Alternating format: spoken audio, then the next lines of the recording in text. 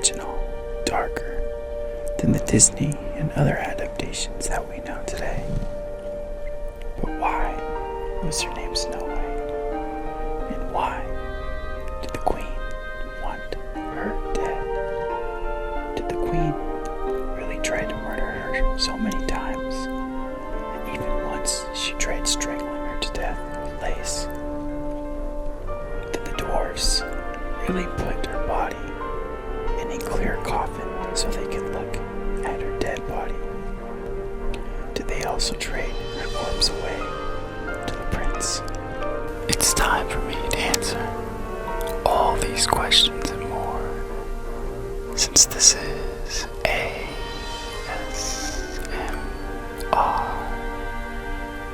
Aaron, back at it again with another daily video to help you relax.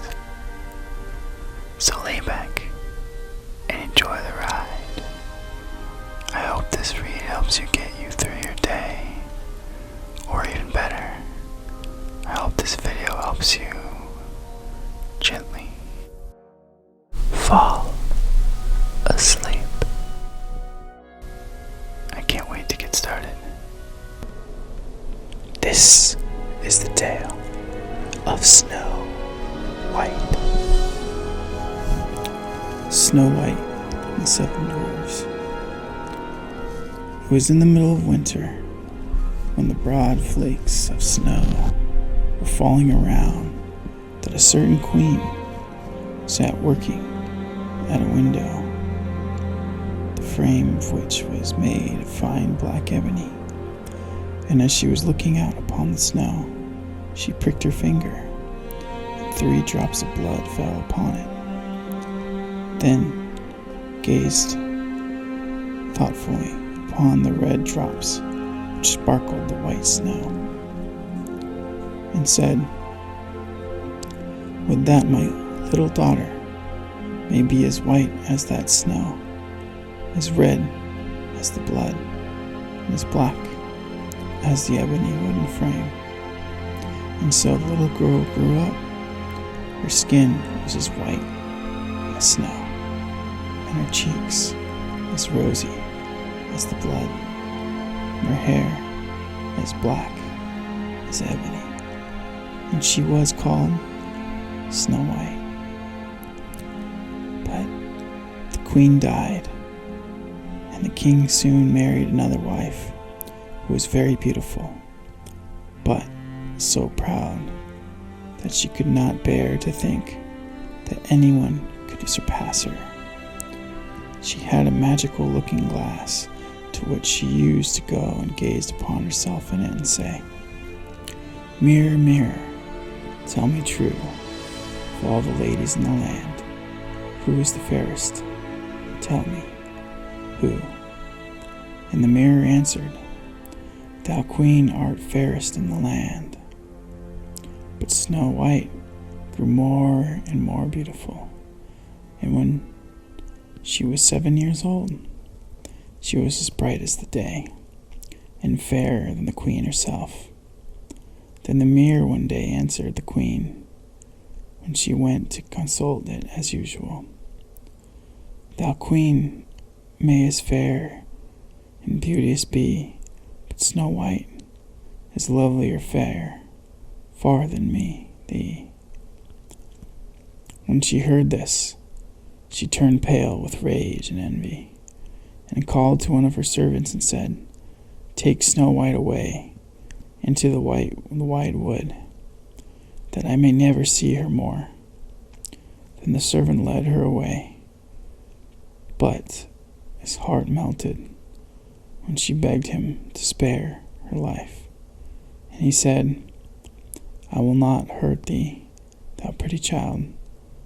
So he left her by herself, and though he thought it was most likely that the wild beasts would tear her in pieces, he felt as if a great weight were taken off his heart when he had made up his mind not to kill her, but leave her to fate. The poor Snow White wandered along through the wood in great fear, and the wild beasts roared about her, but none did her any harm. In the evening, she came to a little cottage and went in there to rest herself, for her little feet would carry her no further. Everything was sparse and neat in the cottage. On the table was spread a white cloth, and there were several little plates, 7 little loaves, and 7 little glasses with wine in them, and knives and forks laid in order. By the wall stood 7 little beds. Then, as she was hungry, she picked a little piece of each loaf and drank a little wine out of each glass. And after that, she thought she would lie down and rest. So she tried all the little beds, and one was too long, and another was too short, till at last the 7th suited her. And there she laid herself down and went to sleep. Presently, in came the masters of cottage, who were 7 little dwarfs that lived among the mountains, and dug and searched about for gold. They lighted up their several lamps, and saw directly that all was not right. The first said, "Who has been sitting on my stool?" The second, "Who has been eating off my plate?" The third, "Who has been picking my bread?" The fourth, "Who has been meddling with my spoon?" The fifth, "Who has been handling my fork?"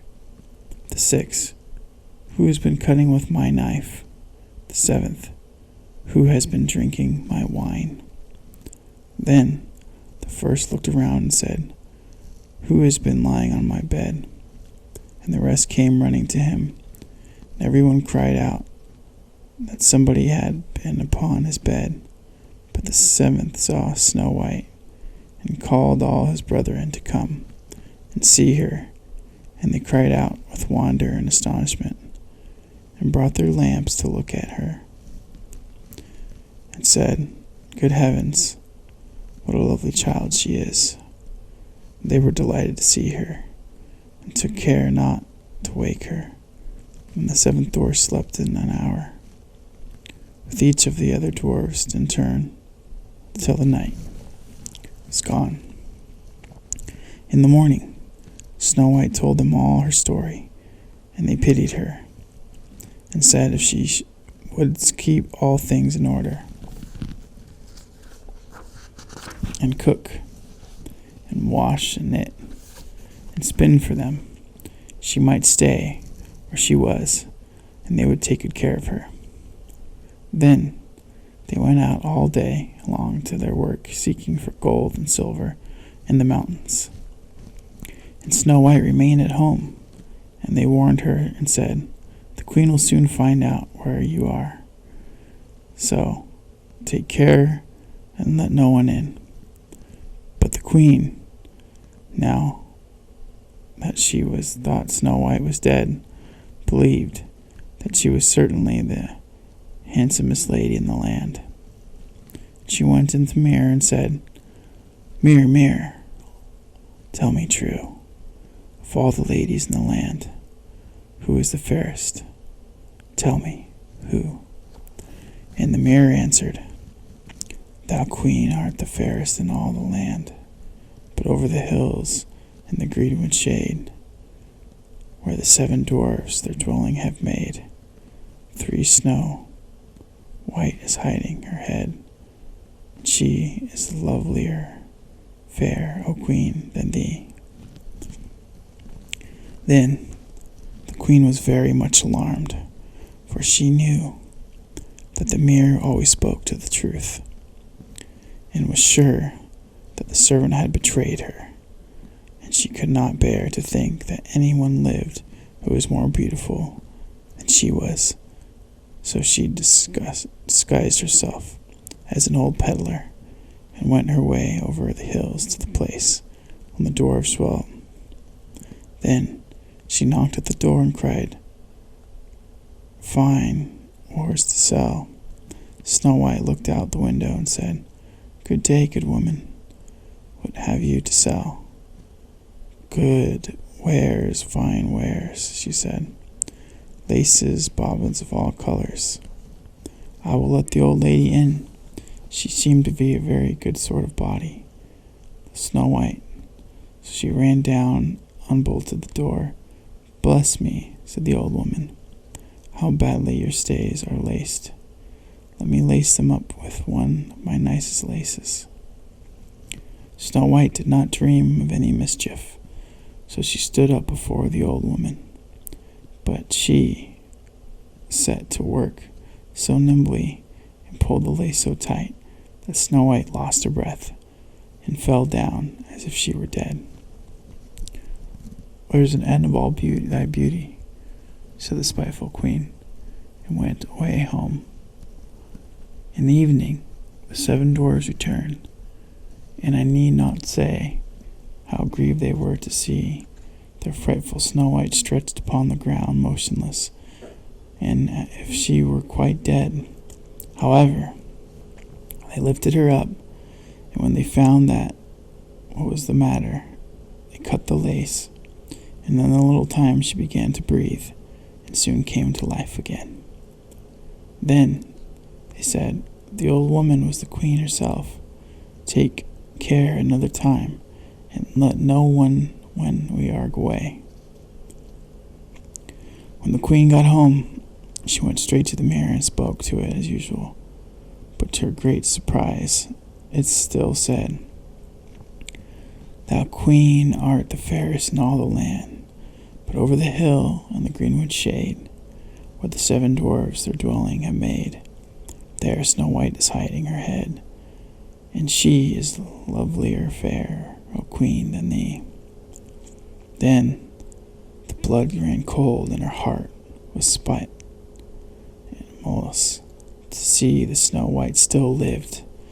Then she dressed herself as a peasant's wife, and traveled over the hills to the dwarf's cottage, and knocked at the door. But Snow White put her head out of the window and said, "I dare not let anyone in, for the dwarves have told me not." "Do not please," said the old woman. "But at any rate take this pretty apple. I will make you a present of it." "No," said Snow White, "I dare not take it." "You silly girl," answered the others. "What are you afraid of? Do you think it is poisoned? Come, do you eat one part, now I'll eat the other." Now the apple was so prepared that one side was good, though the other side was poisoned. Then Snow White was very much tempted to taste, for the apple looks exceedingly nice. And when she saw the old woman eat, she could refrain no longer. But she had scarcely put the piece into her mouth, when she fell down dead upon the ground. "This time nothing will save thee," said the queen, and she went home to her mirror. At last it said, "Thou queen art the fairest of all the fair." And then her envious heart was glad and as happy as such a heart could be. When evening came and the dwarves returned home, they found Snow White lying on the ground. No breath passed her lips. They were afraid that she was quite dead. They lifted her up and combed her hair and washed her face, and with wine and water, but all was in vain, for the little girl seemed quite dead. So they laid her down upon a bier, and all 7 watched and bewailed her for 3 whole days. And then they proposed to bury her, but her cheeks were still rosy, and her face looked just as it did while she was alive. So they said, "We will never bury her in the cold ground." And they made a coffin of glass, so that they might still look at her, and wrote her name upon it in gold letters, and that she was a king's daughter. The coffin was placed upon the hill, and one of the dwarfs always sat by it and watched. And the birds The heir came too, and bemoaned Snow White. First of all came an owl, and then a raven, but at least come a dove. And thus Snow White lay for a long time, and still only looked as though she were asleep, for she is even now as white as snow, and as red as blood, and as black as ebony. At last the prince came and called at the dwarf's house, and he saw Snow White and read what was written in gold letters. Then he offered the dwarves money and earnestly prayed them to let him take her away.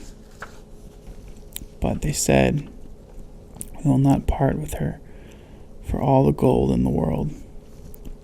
At last, however, they had pity on him and gave him the coffin, but the moment he lifted it, hoping to carry it home with him, the piece of the apple fell from between her lips, and Snow White awoken and said, "Where am I?" And the prince answered, "Thou art safe with me." Then he told her all that happened and said, "I love you better than all the world. Come with me to my father's palace, and you shall be my wife." And Snow White consented and went home with the prince, and everything was prepared with great pomp and splendor for their wedding. To the feast was invited among the rest Snow White's old enemy, the queen. And as she was dressing herself in fine, rich clothes, she looked in the mirror and said, "Mirror, mirror, tell me true, of all the ladies in the land, who is the fairest? Tell me who." And the mirror answered, "Thou lady art loveliest here, I ween, but lovelier far is the new-made queen." When she heard this, she started with rage, but her envy and curiosity were so great that she could not help setting out to see the bride. And when she arrived and saw that it was not other than Snow White, who, as she thought, had been dead a long while, she choked with passion, fell ill and died. But Snow White and the prince lived and reigned happily over the land many, many years.